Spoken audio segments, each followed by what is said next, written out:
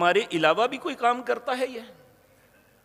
پھر فرماتے ہیں اللہ رب العزت لو نشاء جعلناہم اجاجا فلولا تشکرون، اگر میں اس سارے پانی کو کھارا کر دوں یہ پینے کے قابل ہی نہ رہے تو پھر کیوں نہیں شکر کرتے کہ میں نے میٹھا پانی تمہیں عطا کیا، یہ نعمت دی؟ تو پانی کو تو ہم نعمت تصور ہی نہیں کرتے کیونکہ اس کی قدر کا ہمیں علم ہی نہیں۔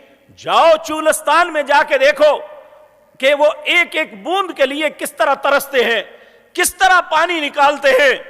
ہمیں تو یہ بھی احساس نہیں ہے کہ اللہ نے کتنی بڑی نعمت اپنے گھروں میں عطا کی ہوئی ہے اور ہم اس کا کتنا شکر ادا کر رہے ہیں، اسے ضائع کر رہے ہیں یا اپنے مالک کا شکر ادا کرتے ہیں؟